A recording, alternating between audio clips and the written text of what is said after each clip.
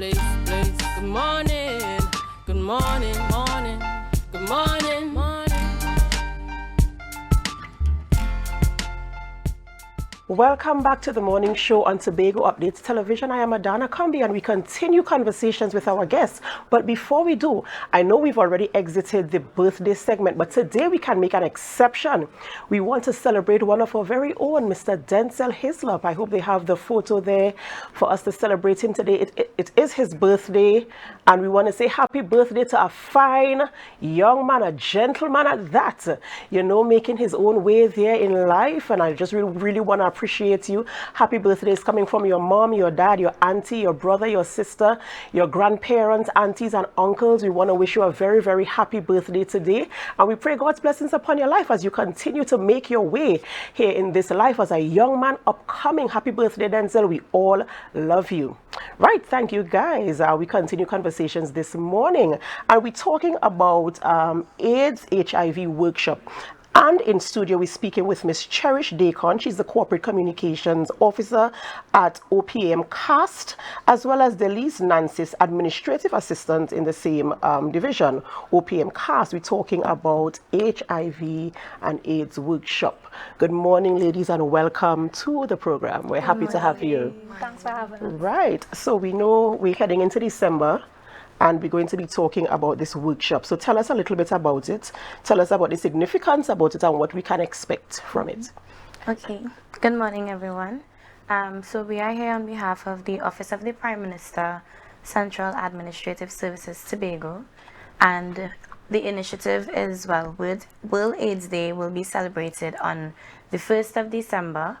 And we thought it would be a good idea for us to go out to the public, yes, to commemorate the celebration of World AIDS Day, as well as to create greater awareness of the Office of the Prime Minister and what we do, what we're about, the services that we offer. So that is really the initiative that we'll be having, celebration as well as creating awareness. Mm-hmm.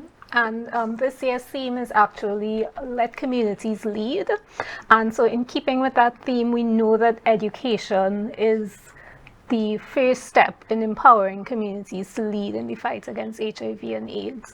And so our idea was to utilize the Esplanade as a space where persons from all walks of life can come together, learn more about HIV and AIDS, learn more about how you can fight stigma, how to treat persons living with HIV and AIDS, while strengthening bonds across our communities in celebration of this day. And I was actually going to speak about that because there is a stigma, whether we want to accept it or not, there is a stigma about people living with AIDS and HIV, and people think that is, you know, something that you could catch, right? And of course, the public education and the awareness about this is very important. And I want you to speak a little bit about why it is important to break the stigma, both for the person who is living with the disease and the person who thinks this is something I could catch if I touch you, right? And so one of the good things about this upcoming workshop is that we have two facilitators who will be coming to the subject from very different perspectives. First, we have Dr. Nathaniel Duke, who is Chief of Staff at the Roxborough Hospital and a leading infectious disease specialist. And so he will be discussing it from his own medical experience and expertise. But we also have Ms. Deborah Williams, who herself is a person living with HIV and who has a wealth of knowledge and experience, and she's also a local activist and advocate for persons living with HIV and AIDS. And so we believe that both of their perspectives will play a really huge role in educating persons, one from just the medical sense on how you can prevent the spread of the virus, how the virus is spread, and also from that more social sense of stigma and fighting myths and misconceptions around the virus. And you're talking about building communities. Tell me again the theme. I know it had something with communities in it. Tell me. So the theme is Let Communities Lead. Right. So communities, I mean, you know, a long time I used to say it takes a village. Right. Not just to raise a child, but to establish anything. It really takes a community to get it done. So by talking about letting a community lead, I think this is the right way in terms of educating the said community to lead this this cause. And how do you expect, or what is your plan or your objectives in terms of outside of the public education, how is the community going to lead now this charge? Now that they have this education, now that they are aware of the do's and the don'ts and the breaking of the stigma and all of these, the insights, how are we now going to lead as a community where we're controlling and managing and living with this virus is concerned?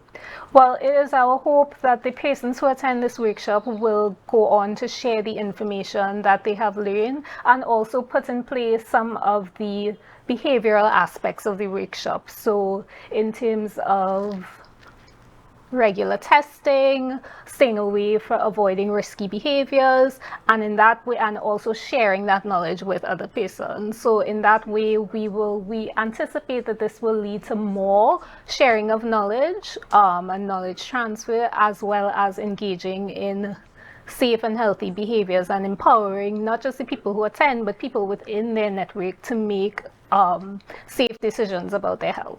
And you know, I want to talk about Deborah a little bit because I know her personally, and I know that she is somebody, she's full of life. She is, and she's very, very passionate about anything she does, not just the activism, but whatever she does, she gives her all. So it is possible for you to live and thrive. I have worked with her, you know, and I know that there's not something to be afraid of as long as you have the education, which is what you guys are doing now.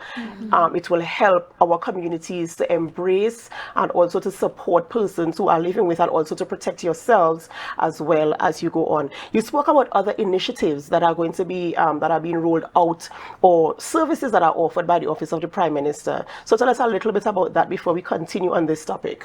Okay. Well, Central Administrative Services Tobago is a department under the Office of the Prime Minister, and what we do is we provide a range of essential administrative, legal and meteorological services to persons in Tobago. So that it really is a broad range of services, stemming from, for example, persons often come in to cash their pension checks. We provide a lot of support to retired government pensioners. We also, through the Meteorological Services Division, provide critical weather updates. We would love to encourage everyone to download the TT Met app to get instant access to those updates. A lot of persons are familiar with those weather updates, but what a lot of persons don't know is that the Meteorological Services Division, they also provide critical weather updates to a broad range of stakeholders, from schools, hospitals, the airport. As well, we also provide registry services, so civil registry, land registry services, so everyone knows about registering for your birth paper, death certificates, those types of things. So if persons want to learn more about our services, if you can't come down to the Esplanade tomorrow, we also encourage you to stop by, pay us a visit, give us a call, visit our website, www.cast.gov.tt, or check us out on Facebook. Feel free to DM us. We're always happy to talk about our services. Awesome. And we're talking about the workshop tomorrow. So it's happening tomorrow at the Esplanade, starting from 10 a.m. to 2 p.m. What can people expect when they come there? Will there be booths? Will there be a fair? How is the workshop structured? Okay, so the workshop is stemming towards young people. We will have engaged the primary schools, secondary schools, as well as we would have posted it on our social media. So the public is also invited to attend. More so, we will be having the facilitators, Dr. Nathaniel Duke and Ms. Deborah Williams. They will be hosting sessions. There will be interactive sessions mostly after they would have presented, just to ensure that the information relayed is received and, you know, they internalize it so that they could go forward with that information. So we will have a booth from CAST as well, with employees who will be able to share further information based on questions that any of the public members would have, or the students.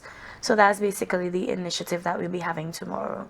All right, so it's open to the public. Both primary and secondary schools will be in attendance, as well as for general information for our publics. You are all invited.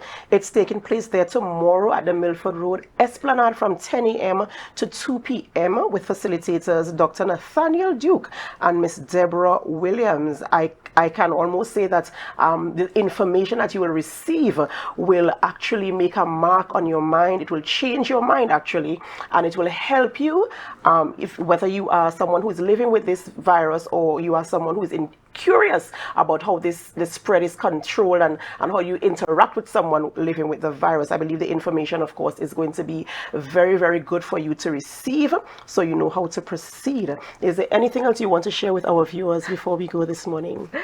Just wear red and join us on the Esplanade Right, tomorrow. so we're wearing red. Red is the color that we're going to be wearing tomorrow to participate in the not participate, but of course participate because it's a workshop.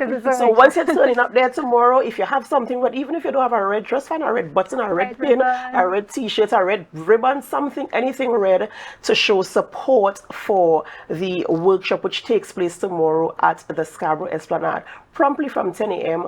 all the way to 2 p.m. All are invited. The information, of course, is very important, and it will help you to deal with and to interact with persons who are living, thriving, and surviving with the virus HIV and AIDS. I want to say thank you to you two ladies for coming on this morning and sharing this information with us and encouraging our viewers to be a part of this very meaningful initiative. We thank you, of course, for sharing information as it relates to services provided by the Office of the Prime Minister CAST. They're in Tobago, and of course they said you can follow their social media pages, or you could even visit them right there. And what do you call that stretch? That is where your building is located. Orange Hill Road. Right. Sings Building. Right, Sings Building on Orange Hill Road. So you can check them out there as well. But there will be booths tomorrow at the workshop, so you can also get information there and interact with their co-workers, their colleagues, members of staff of the Office of the Prime Minister. Right, viewers, of course, we're going to go for a break, but before we go for a break, I want to share a little more information again about the Scarborough RC School Book Fair. It is a fundraising event. There are projects that are ongoing, and we need to raise some funds. And what better way than to buy books? Buy a book for someone as a Christmas gift. Stock up your own home library, because remember, reading is the key to children's success.